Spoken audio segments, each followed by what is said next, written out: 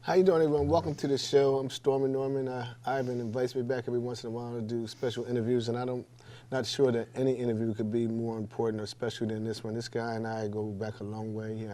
I've learned so much from him, and I was surprised to hear that he wrote a book, and it's written by Cecilia Cohn, who also is a good friend. This is Bobby Berg, My Legislative Story, right? I'm not sure. I'm trying to put it in context for you guys. There's not many people left that can go back 20 years. 40 years. I'm not sure that there's, in those 40 years, a state legislator, state senator, or lobbyist. Or lobbyists go back as long as you and can tell the stories. I'm going to start it out, right? And we're going to cover as much as we can, Bobby. Whatever you want to do, Stormin. Tell us a little about yourself first. Well, I've been very fortunate and very blessed. I was very lucky to get elected to the legislature when I was 25. I spent 4 years in the legislature, and then the public decided they didn't like my act. Let me ask you a question before we go. At 25, you were probably one of the youngest ever then. Second youngest in history. You have to be 24 to run, and somebody was 24 and got elected. But I was 25. Okay. First time I could have run, but so I was very fortunate to get elected. And then after I lost, I became the lobbyist for the State Chamber of Commerce for 10 years. And after those 10 years, I decided that being a contract lobbyist and having my own firm was a better way to go. So a fellow by the name of Bill Wood and I formed a partnership, and we were together 18 years. And then he and I split up, and I lobbied for a couple of law firms for another period of time, but always having my own firm associated with those firms. And then we formed the Berg Group about 5 years ago. But we've had the same client base going all the way back to when Bill Wood and I were together. Are there any interesting stories, right? Because you've had some characters, right? You've had Al Plant, you've had the Herman Holloway Seniors, you had Harris McDowell's, you've had Ruth Ann Minner, Sherman Tribute. The list goes on and on. Is there any 1, 2, 3, or 4 moments that stand out with you as far as some lobbying or bills that were passed? Well, when you read the book, there's a lot of stories in there. There are a lot of stories. There's a couple of stories that nobody know. Al Plant and I were very close, and Al convinced me when he was in the legislature and he and I were in the legislature together to oppose the death penalty. So I opposed the death penalty and voted against the death penalty when I was in the legislature, and that was a large result of that was because of Al and I's relationship. Herman and I had several bills that we worked on over the years. This is senior or junior? Well, both. I worked with. I knew Junior when he was there, but Senior and I worked together a lot when he was the senator, and then I was a lobbyist. So but he and I served together too. So. I knew Senior well. I knew Junior well as well, and Henrietta Johnson. Wow, Henrietta! I forgot about that. Yeah, Henrietta Johnson. So, no, I knew all those folks. So, I think I've missed. I lost count because I quit counting, but I think I've missed about 25 days. In 40 years? In 40 years. Wow. So I missed 25 days in 1 year.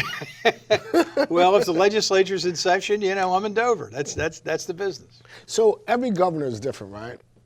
Is there anything that stands out with any one particular? I know you talk about Ruth Ann Minner, right? Sure, a lot. You want to tell us some stories about Ruth Ann? Well, Ruth Ann and I were very close. She and I shared an office when we were freshman legislators together in 1974. And even before that, she worked for Governor Tribbitt, and my mother worked for Governor Tribbitt. So even before we were elected, I knew Ruth Ann. But then, she came to me when she had decided in 1992 to run for lieutenant governor and asked for my advice, and I told her I would help her. And, so I helped her get, we ran statewide 4 times and she won 4 times. So those were exciting times.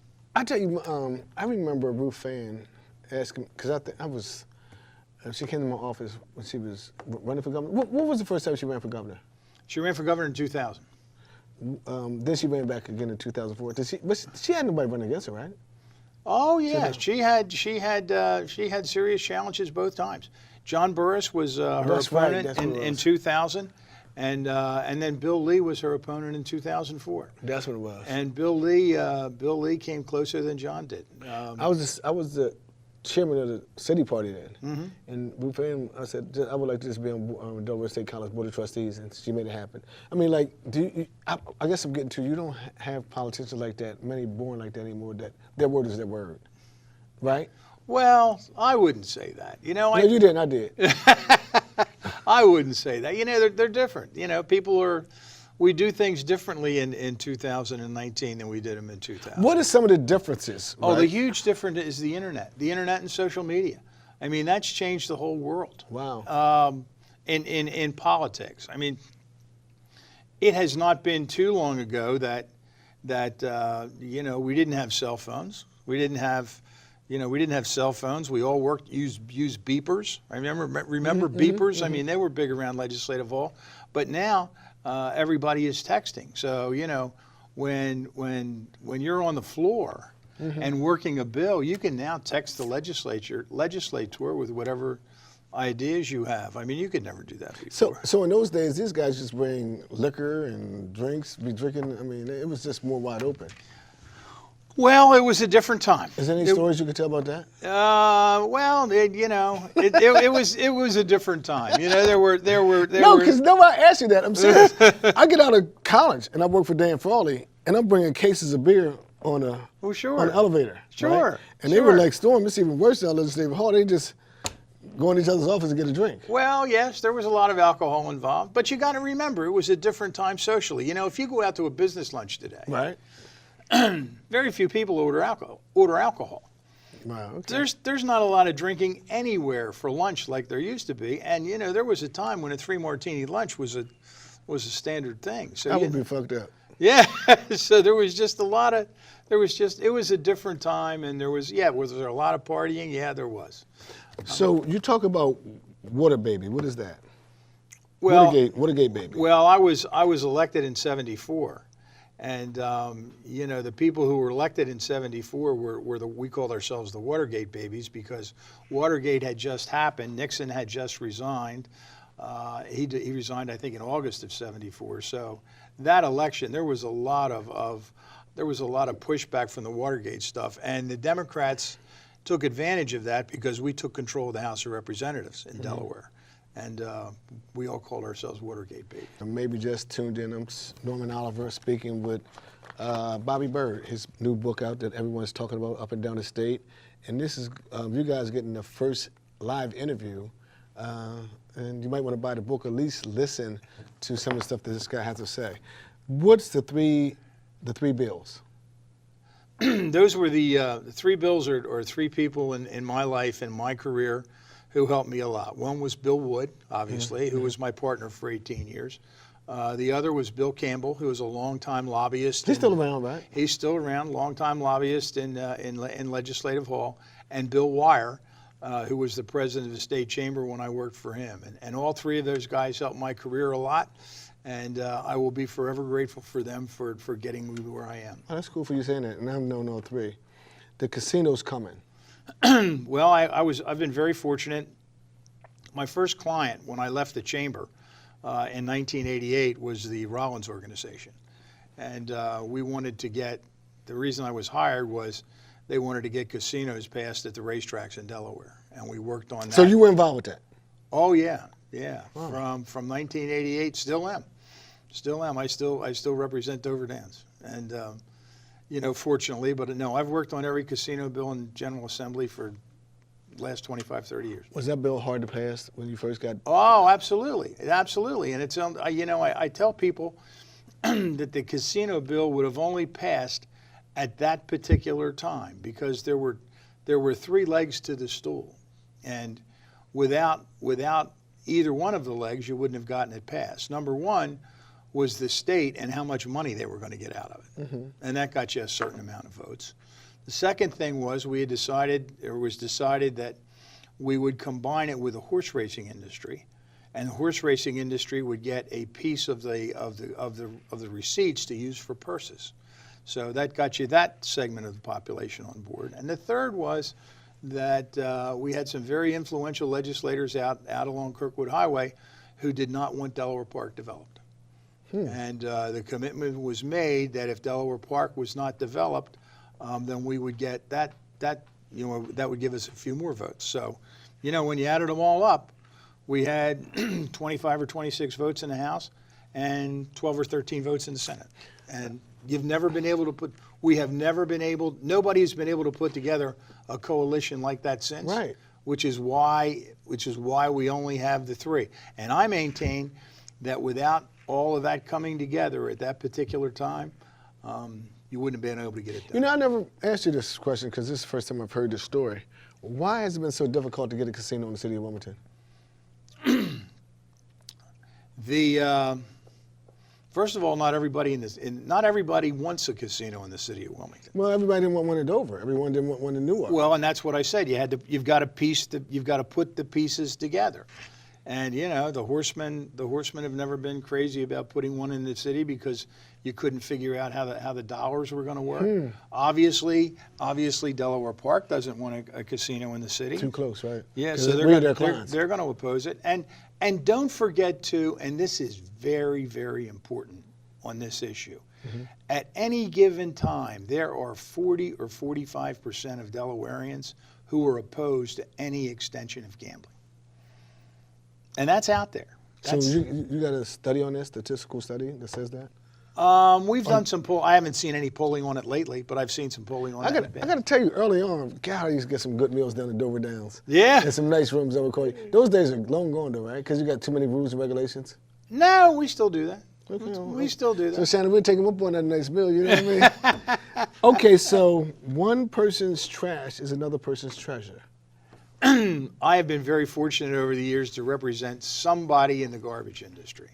And, I represented a company called Westinghouse for a while when we were trying to put an incinerator downstate. I've represented various haulers. I've represented BFI for a while. I currently represent waste management.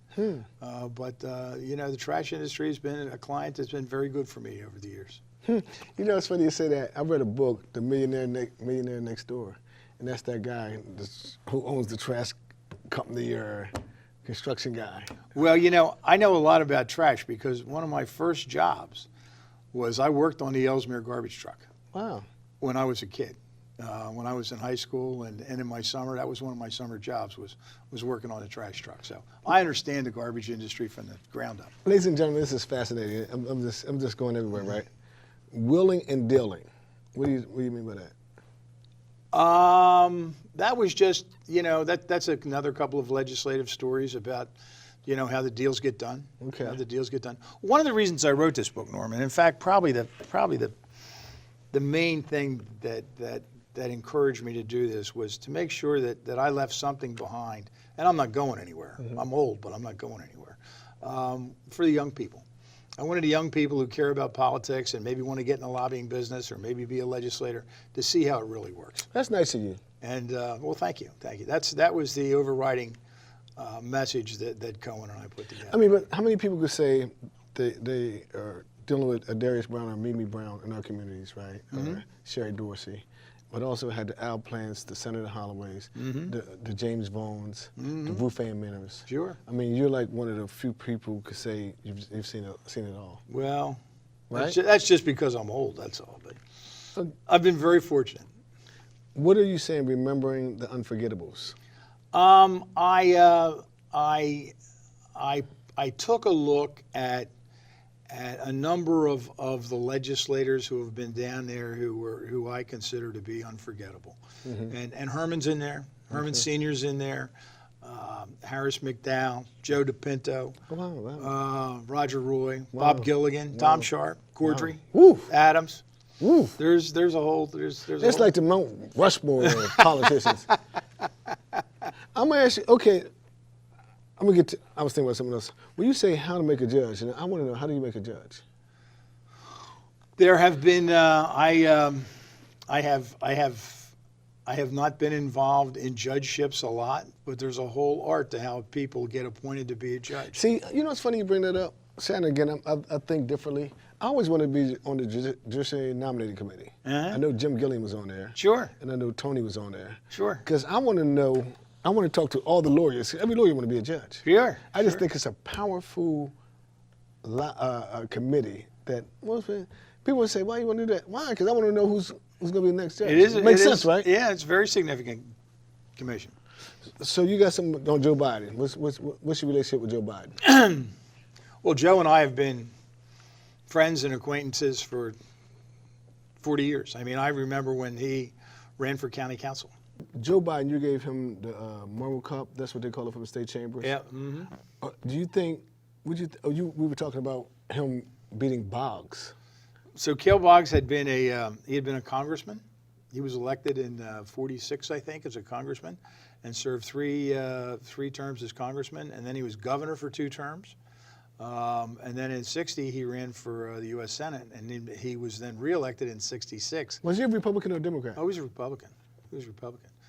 And he was running for his 3rd term in 1972, and Joe beat him.